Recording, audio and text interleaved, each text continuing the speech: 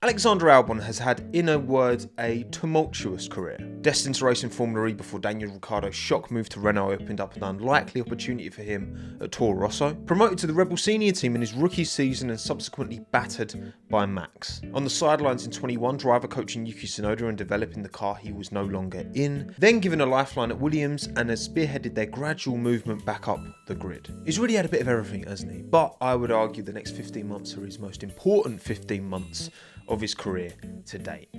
My name's Tommo. Let's talk about it.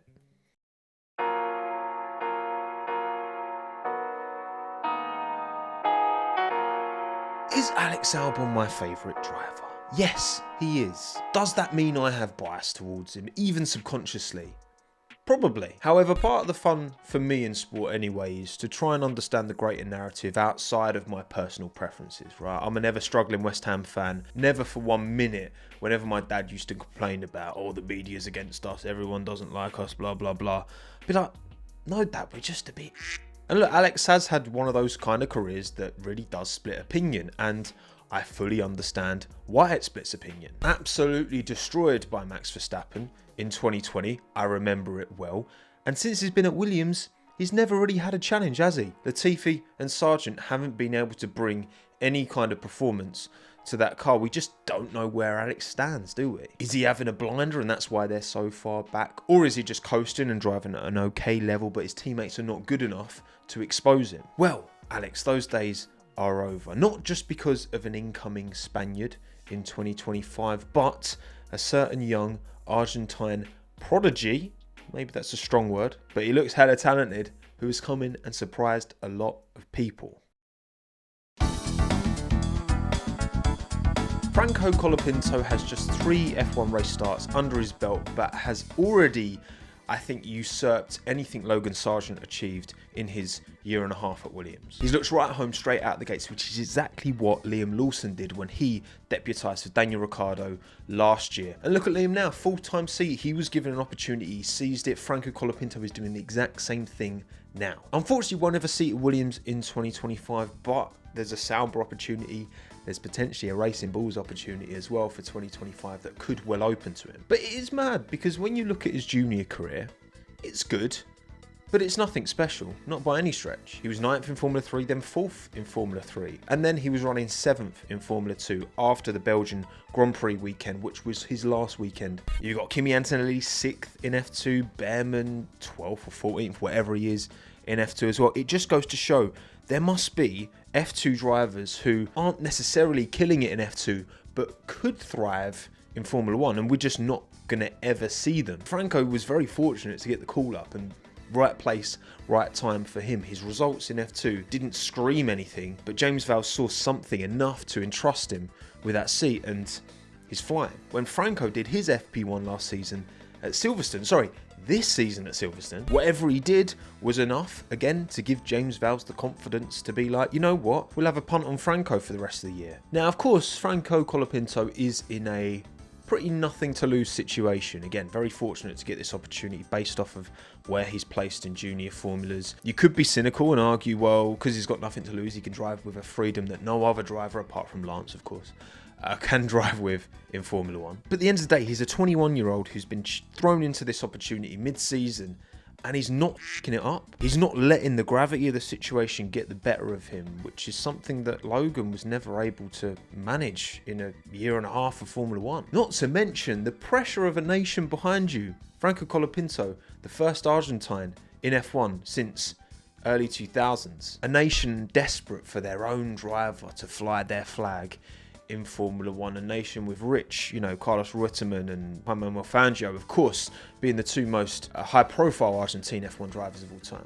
Most other drivers who do come from the UK or France or Australia or wherever, Franco's got this on top of everything else to deal with. And look, so far in qualifying, as an Alex Albon fan, Franco has looked concerningly close. It has to be said. So you look at the first race, Monza, there was only one comparable lap because Franco did get knocked out in Q1, but the gap was only 0.241 advantage to Alex. Then in Baku, they both reached Q3, which meant we got a lot more laps. There were 6 comparable laps in total. The averaged out gap, 0.045 of a second advantage Franco. The final gap was actually 0.329 advantage Franco, but bear in mind Alex couldn't set his final lap because airbox. And finally in Singapore there were just the 2 comparable condition laps, averaging out as 0.276 advantage Alex, with a final quali gap of just 7 thousandths advantage Alex. Basically nothing in it. Already Franco's putting the heat on Alex in a way that Nicholas Latifi and Logan Sargent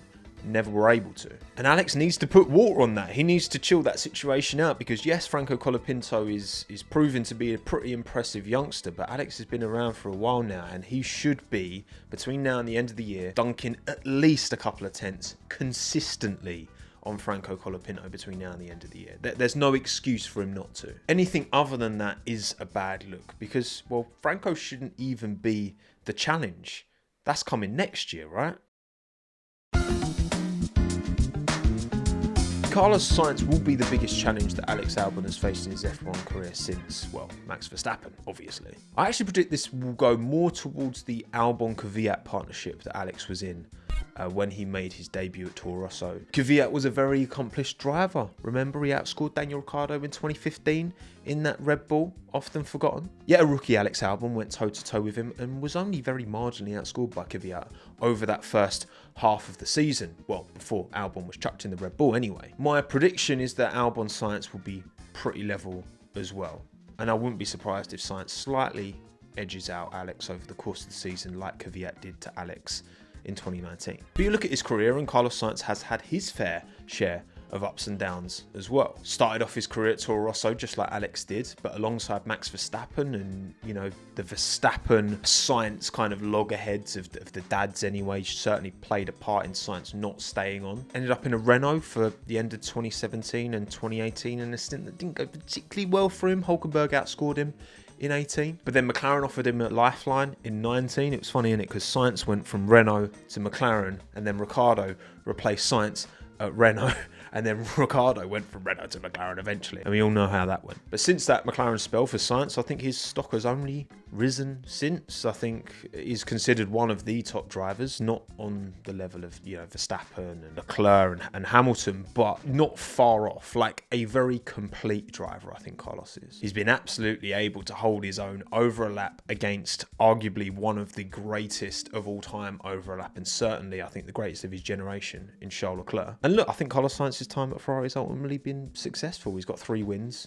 with the Scuderia, and it's only coming to a premature end because, well, it's Lewis, and Lewis has 7 world titles and is statistically the greatest of all time and brings a huge brand appeal to Ferrari at the twilight of his career. You know, Sainz isn't losing that seat to anybody other than Lewis Hamilton. Because honestly, I think Leclerc-Sainz has been the ideal 1-2 dynamic in my eyes. Sainz can hold up his end of the bargain, but typically Leclerc has a 1/10 to 2 tenths on Sainz, which is enough to put him consistently ahead to spearhead a title challenge if Ferrari gave them the car. Carlos's racing IQ is perhaps his biggest strength, and, you know, Alex has got his fair share as well. I don't think, you know, that's to be scoffed at by any means. And I do agree with James Vowles that this will be, well, maybe not the strongest pairing in Formula 1, but one of the strongest pairings in Formula 1, Albon Sainz. Both of them are in the primes of their careers. Alex is 28, Carlos is 30. There's a lot riding on this 2025 season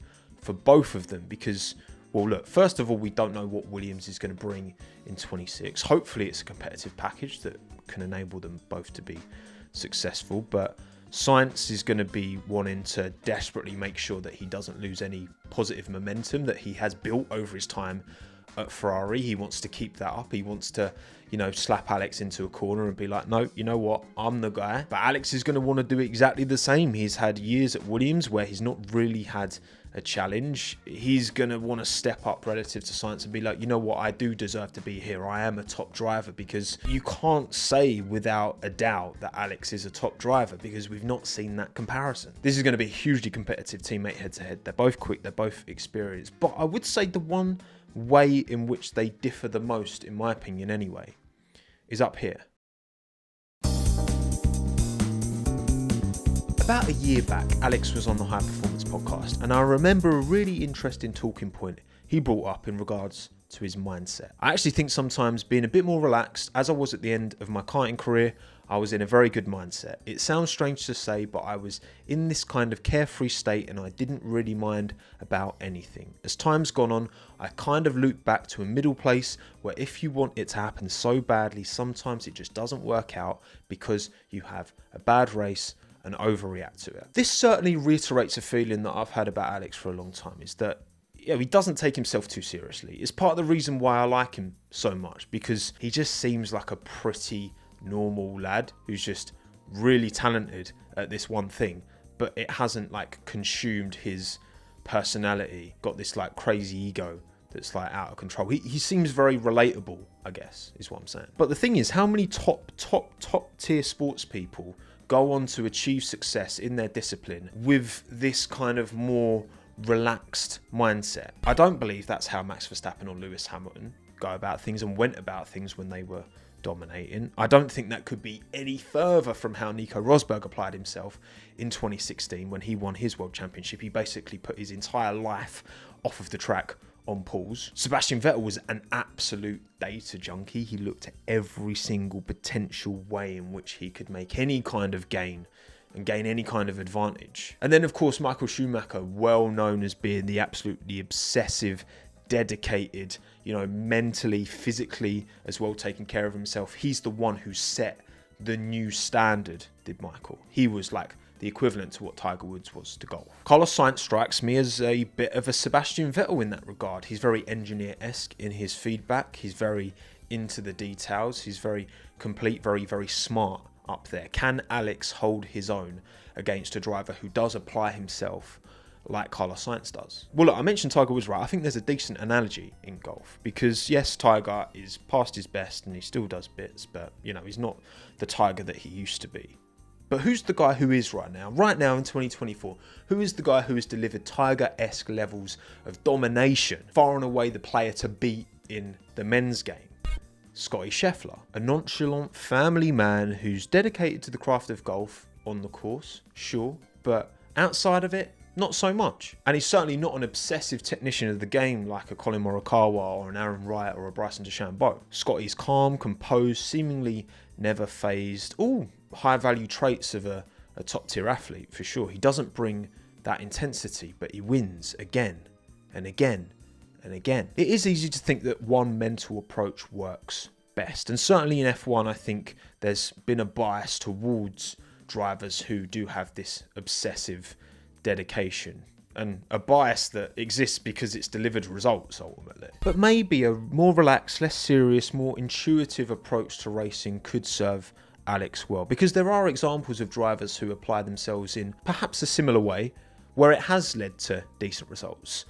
Namely, a guy we've just lost in the sport, Daniel Ricciardo. Sure, he's struggled as of late, and sure, he hasn't been the most adaptable driver throughout his Formula One career, but when he was cooking at his finest, wow, he was a hell of a driver. Yet he was never a driver to super deep dive into the data. When his instincts matched the car underneath him, he was unbeatable. What about Kimi Räikkönen as well? He was about as nonchalant as it gets. In fact, link above to a great episode of Pit Lane Life Lessons podcast from Mark Priestley that I helped produce, by the way. Bias alert, he was chatting with Mark Arnold, who used to be Kimi's performance coach. And, well, Mark literally said Kimi never wanted him with his head. He was only interested in working with Mark in terms of the physicality and the recovery, physical recovery side of things. Kimi didn't want anyone up there. He wanted to do things his way, and he could have won 2 world titles. I guess the argument against is, if you took Daniel Ricciardo and Kimi Räikkönen's natural gift and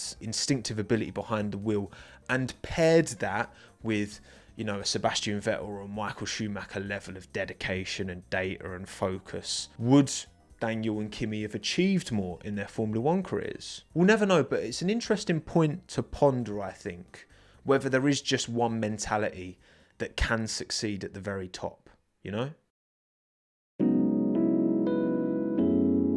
Look, in my opinion, Alex has the ability to win races, get podiums, and stay into this sport well into his 30s. If Williams put a competitive car underneath him in 2026, I think he's got the minerals to hold his own. However, does he have the X factor of his peers, Leclerc, Russell, Norris? I've not seen enough to believe that he does, to be able to say that with absolute belief, because he's not had the benchmark teammates. Not since Kvyat when he was a rookie and Max when he was also a rookie. And Max battered him. But then that's what Max does. I think Alex could have a Ralf Schumacher-esque career. 10 years, 6 wins to his name, something like that. I reckon that's what Alex could achieve. I'd love for more than that, don't get me wrong, but I need to see more. And I think I'm really excited, genuinely, really excited to see him go along against Carlos Sainz, because it's really going to show how much he's grown and developed since that really difficult season in 2020. And can he go against a known entity? Sainz has raced against Norris, Leclerc, Hülkenberg, Verstappen. He has a proven track record. We've got a very good idea of where Sainz is. We don't with Alex, so that's going to be fascinating to learn. And these 15 months are key, right? The next 3, alongside Colapinto, Alex needs to step up and consistently beat him, right? And then that 12 months against Sainz, that is what's going to determine whether Alex, gets a shot either at another team from 26 onwards outside of Williams that can offer him a deal. Because if Albon batters Sainz, which I don't think is going to happen, but if he does, wow, that puts him front and centre, surely, for a massive drive in 26 onwards. But if he struggles against Colapinto and struggles against Sainz, it could be curtains, because a young generation of drivers are coming through. We're seeing them thick and fast. Colapinto, Doohan, Lawson, Antonelli, Behrman. Part of me is worried for him, but part of me is buzzing to find out if he's the real deal. Because if he's not, those youngsters are never going to stop knocking on the door. My name's Tommo. Thanks again. Have a good one. Ta-da.